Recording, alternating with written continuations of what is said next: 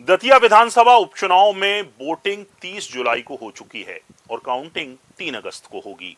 इंतजार काउंटिंग का है, लेकिन रुझान अभी से मिलने लगे हैं। भीतरगात होती होगी बीजेपी में, कांग्रेस में तो खुल्लम खुल्ला घात होती है। कांग्रेस प्रत्याशी घनश्याम सिंह ने नाम लेकर पूर्व विधायक राजेंद्र भारती पर बीजेपी के लिए काम करने का आरोप लगाया है। उन्होंने कहा कि बीजेपी से पैसे लेकर भारती ने लोगों को बांटे भी हैं। तो क्या कांग्रेस को हराने के लिए बीजेपी से राजेंद्र भारती ने सुपारी ली? राजेंद्र भारती ने भी घनश्याम सिंह पर पलटवार किया है। आपको बता दें कि राजेंद्र भारती प्रचार के दौरान कहीं दिखे नहीं थे, जिससे सवाल तो उठ रहे थे और अब उनके जवाब भी घनश्याम सिंह ने दिए हैं। नमस्कार, आप देख रहे हैं पॉलिटिक्स वाला। मैं हूं राशिद अहमद खान। पॉलिटिक्स वाला, आओ राजनीति करें। बीजेपी से टिकट नहीं मिलने के बाद नरोत्तम मिश्रा समर्थकों ने सड़क पर जमकर बवाल काटा था, लेकिन जब नरोत्तम मिश्रा सामने आए तो सब एक हो गए। बीजेपी की यही बात उसे कांग्रेस से अलग बनाती है। मनमुटाव होता है, लेकिन कोई खुलेआम बयानबाजी नहीं करता। लेकिन कांग्रेस बिल्कुल भी नहीं बदली है।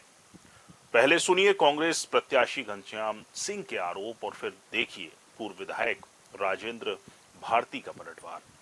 देखिए, मैंने तो जो उनकी गतिविधियां थी कांग्रेस विरोधी, उसकी शिकायत की। जो तथ्य थे वो अपने नेताओं के नॉलेज में लाए, और बाकी मैंने ये नहीं कहा कि निकाला जाए। मैंने कहा कि उनके खिलाफ अनुशासनहीनता की उचित कार्रवाई की जाए। अब वो पार्टी को जो भी उचित लगे कार्रवाई करनी चाहिए। उनने उजागर विरोध किया। हाँ, तो राजेंद्र भारती ने किया ने भाजपा के लिए काम किया। पब्लिक मीटिंग में आए, उस दिन उल्टी सीधी बातें की, कोई कांग्रेस को वोट देने की अपील नहीं की और केवल अपनी गाथा सुनाते रहे।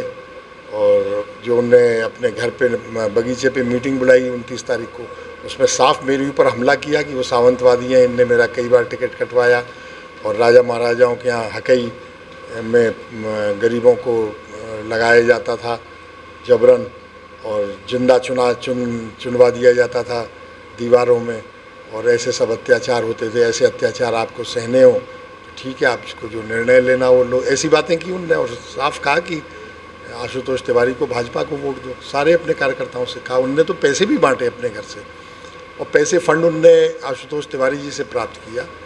उनके यहाँ वो बिक गए, वो पैसे उनने अपने कार्यकर्ताओं को बांटे और पूरी ताकत लगाई।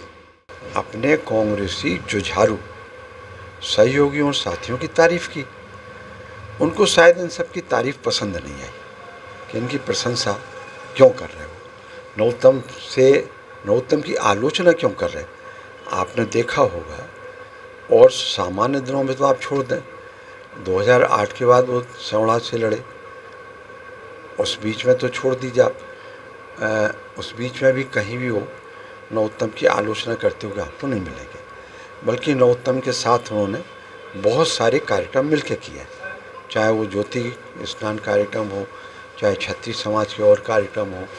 तो क्षत्रिय समाज के कार्यक्रम में ना तो दिग्विजय सिंह जी को बुलाया गया, ना ही नरेंद्र सिंह तोमर जी को बुलाया गया। सबसे महान महाक्षत्रिय हैं नरोत्तम मिश्रा को बुलाया गया। अब ये कौन का है? तो वो चूँकि नरोत्तम मिश्रा उनका बहुत सहयोग करते रहे 2013 के चुनाव में, 2018 के चुनाव में और 2023 के चुनाव में, वो लगातार वो उनका सहयोग करते रहे। यहाँ दतिया में नरोत्तम का सहयोग करते रहे। तो सुना आपने, घनश्याम सिंह ने राजेंद्र भारती पर आरोप लगाया है कि राजेंद्र भारती ने अंदरूनी तौर पर बीजेपी से मिलकर उन्हें हराने के लिए पूरी ताकत लगा दी। बीजेपी से पैसा लेकर उन्होंने अपने मित्रों के साथ मिलकर क्षेत्र में वितरित किया। जिसके बाद राजेंद्र भारती ने जवाब देते हुए कहा कि जो लोग इस तरह का आरोप लगाते हैं वो लोग अपने गिरेबान में देखें कि उन्होंने नरोत्तम मिश्रा से कितना पैसा लिया चुनाव लड़ने के लिए। कुल मिलाकर नतीजों से पहले कांग्रेस आपस में ही अब लड़ती नजर आ रही है, और लगता है कि घनश्याम सिंह को लग रहा है कि उनकी हार हो रही है, इसलिए पहले से ही उन्होंने राजेंद्र भारती को निशाने पर ले लिया है और बहाना भी तैयार है। अब निगाहें जीतू पटवारी पर हैं, क्योंकि घनश्याम सिंह ने जो शिकायत की है वो मल्लिकार्जुन खड़गे को की है, दिल्ली में की है।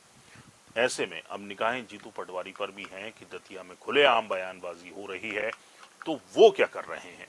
क्या किसी के खिलाफ कोई अनुशासनात्मक कार्रवाई होगी या नहीं। पूरा वीडियो देखने के लिए शुक्रिया। आप भी इस खबर पर कमेंट कर अपनी राय हमें दे सकते हैं। वीडियो पसंद आया हो तो लाइक कीजिए, शेयर कीजिए और हमारे चैनल पॉलिटिक्स वाला को सब्सक्राइब जरूर कीजिए। नमस्कार।